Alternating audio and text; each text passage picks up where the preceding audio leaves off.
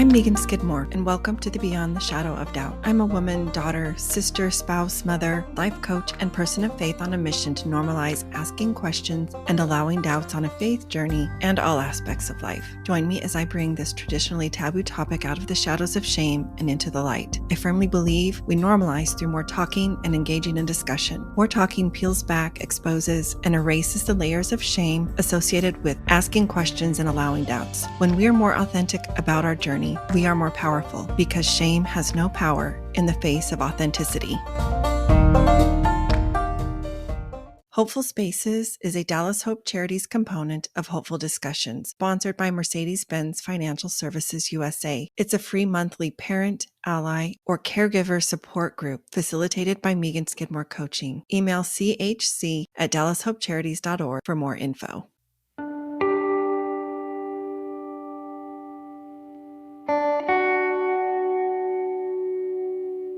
Hey y'all, welcome to today's episode. Before beginning, I wanted to mention recently, if you are a follower of my podcast, you possibly noted several weeks went by where my publishing of episodes was delayed. They were not released on the days that they normally are. And this is me being human, being open, vulnerable. If I'm honest, I was going through a period of overwhelm, a period of lots of deep processing, deep thought, and also feeling kind of stuck. It had been a process for sure. And in hindsight, I realized I needed the space and to give myself the gift that this creative block was giving me or offering me, which the gifts were rest and time away, a break from thinking about something and or some things that bring up a lot of mixed and sometimes heavy emotion for me. And so if that is you or has been you, or maybe eventually you might experience some of this in your own journey, just know that I see you and you're not alone. And that it is okay to give yourself the space that is needed and to look at what gifts that block or feeling stuck might be offering you. While I was kind of taking this rest period, I had been reading James Fowlers as part of my study on the stages of faith. Hopefully you caught my 4-part series on the 4 stages of faith by Brian McLaren. And if you didn't, I highly recommend you listening to episodes 124, 126, 129, and 130. All 4 of them together are an hour or less to listen to. But I had been reading in Fowler this time in his book, The Stages of Faith. And he talks about undifferentiated faith. And it really piqued my interest. I started wondering, what exactly is undifferentiated faith? And so some pretext is needed before answering that question. Technically, the first stage of faith that Fowler discusses is actually a pre-stage 1. He doesn't give it a number. We could call it stage 0, I guess. And this stage 0 faith he terms infancy and undifferentiated faith. And so I'm going to be reading just a few passages from his book. And this is on page 120. And he lays the foundation, and I quote, "We are wonderfully endowed with innate potential for adapting to this new world, but the activation and elaboration of our adaptive capacities depends both on the progress of our overall maturation and on the way the persons or conditions of our environment greet us and beckon us into interaction." He continues, "If there is no person or persons with whom we can achieve a dependable complementary relationship of mutuality, our trust of the world and in ourselves can be outweighed by distrust and infantile despair." And then he goes on, and I'm going to paraphrase. "Gradually, we begin to understand that objects in our environment are separate from us, and they continue into existence even when they're out of our sight or our attention. In the beginning, it's thought that the breast or the bottle or the mother's face and objects grasped and tasted are extensions of us or the infant, and miraculously there when need or curiosity arises. However," Fowler explains, and I quote, "a primal fall, quote unquote, fall into consciousness occurs as our interaction with persons and objects enables us cognitively to construct what Piaget calls the schema of object permanence. The word schema is just a way of saying a diagrammatic presentation or a structured framework, basically a simple diagram. And he's kind of describing basically the very embryonic beginnings of a language of images of sorts. I mean, obviously, as an infant, there's no language, verbal language yet. And paraphrasing, he continues that by 7 to 8 months, an infant is able to form and retain mental images of missing objects like people and things, and they're on their way to knowing or understanding that they're separate from those that they love and toward needing to experience themselves as central in a world of, quote, others. So in other words, Fowler is saying we're on our way to increasing this awareness and understanding that we are a separate entity in and of ourselves. And Fowler describes this fall or realization as traumatic. He says, quote, some think that our primal innocence gives way to the first split of conscious and unconscious as we experience this new anxiety of remembering our mothers or caregivers when they're absent, and then the panic about whether they will return.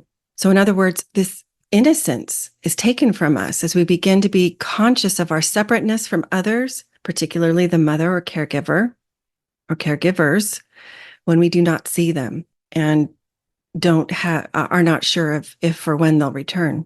Fowler describes this panic as so severe that these observers tell us it is repressed by our first psychic defenses and, quote, forgotten. He calls this forgetting as healthy, and it's made possible by timely returns of the mother or caregiver, calling the baby's name and giving it the gift of their eyes, face, and presence. Therefore, the baby's reconfirmed in being and also well-being and is restored to a sense of centrality in its world of objects growing increasingly separate. And that was me paraphrasing Fowler. So this is the beginnings of the formation of trust, both in the caregivers and the environment that they provide, trust in the self, its worthiness, its being at home, trust in the larger world. And all of this happens or occurs through the interactions that take place, through their physical bodies, through their voices, and through patterns. So why is this important? Why is this topic worthy of considering for a podcast episode, or maybe two? Probably do a follow-up. Well, Fowler gives us a clue. He says those observers are correct, I believe, who tell us that our first pre-images of God have their origins here.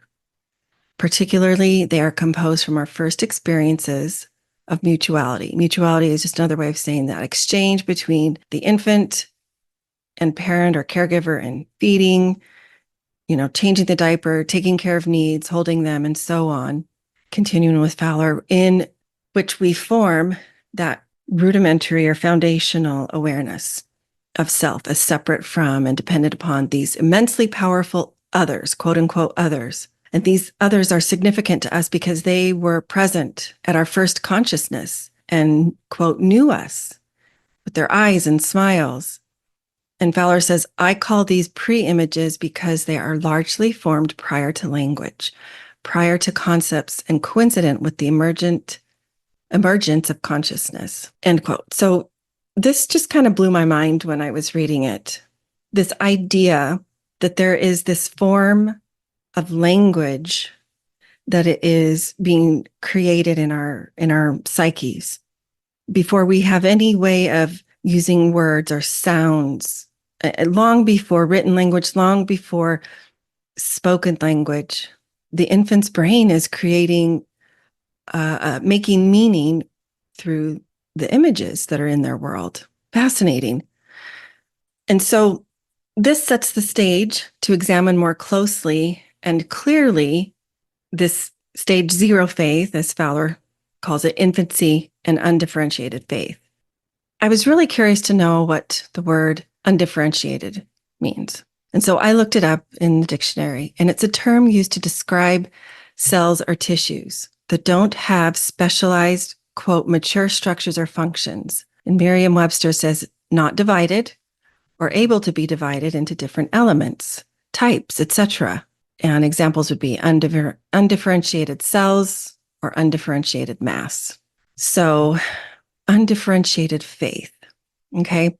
Fowler says, and this is on page 121, in the pre-stage called undifferentiated faith, the seeds of trust, courage, hope, and love are fused in an undifferentiated way and contended with sensed threats of abandonment, inconsistencies, and deprivations in an infant's environment.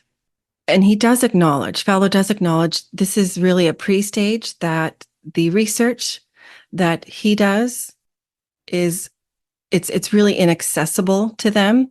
He does say that the quality of mutuality, remember this reciprocal relationship, and the strength of trust, autonomy, hope, and courage, or their opposites, developed in this phase, underlie or threaten to undermine all that comes later in faith development. So, in other words, this infant has not yet learned how to distinguish the seeds of trust, the seeds of courage, the seeds of hope, the seeds of love, and yet they're all being planted simultaneously. And in a way, they are competing with this inevitable panic that Fowler describes that has ensued, resulting from this, quote, fall, or another way of describing this fall is that realization that they are separate beings and that there are things outside of their control, like mom or caregivers feeding when they're hungry from either the bottle or the breast and so on, these sensed threats, that all of this contributes to their conceptualization of trust, as well as the quality of mutuality or the relationships. All of that is developed in this phase, stage 0. And these are at the foundation of everything else to come in a faith development.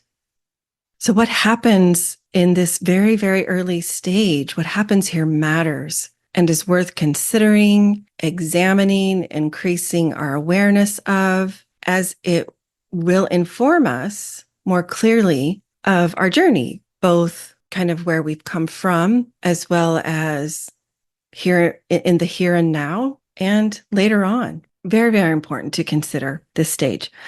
So that's all I have to share with you for today. I will pick this topic back up in a future part 2 episode. And in the meantime, I hope you will consider maybe what your stage 0 faith might be like, or have looked like, or what you might have experienced. Obviously, we can't remember that far back, but it is worth considering.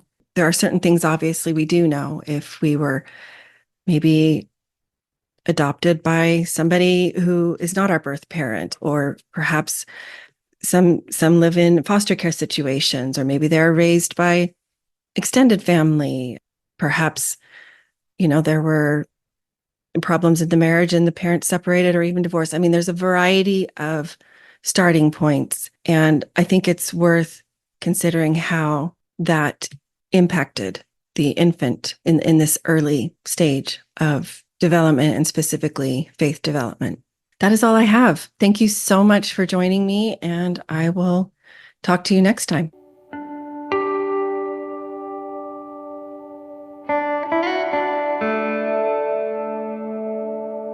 I hope you're enjoying this episode. It's conversations like this that have been so healing for me on this journey. There was a time when voicing the thoughts of my heart was out of the question, for sure on a public platform, and probably not even over lunch, one-on-one. I didn't know how to create the safety I needed to feel in order to speak vulnerably and openly. Through patience and doing my work, I have figured out the 3 pillars needed to turn the volume dial up. I learned to choose how much to share, with whom, how often, and where. I am in the driver's seat, not just in sharing my faith journey, but in any aspect of my life. In my upcoming pilot hybrid group, I will teach you these 3 pillars. It's called Unlocking Your Voice. You will have the keys you need to share your heart from a grounded, safe, and confident place. It starts this fall, and for a limited time, I will email you a special offer when you get on the waiting list. Find the link in the show notes.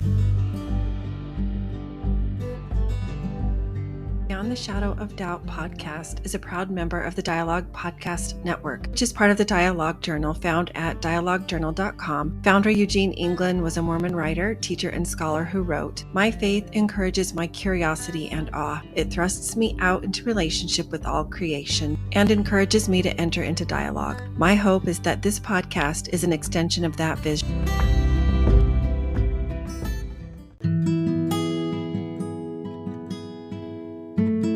Visit meganskidmorecoaching.com to find this podcast and additional free resources, including the link for a complimentary coaching session. Follow me on Facebook or Instagram for more, or to send me a DM. Help the podcast grow. Please follow, review, and share with a friend.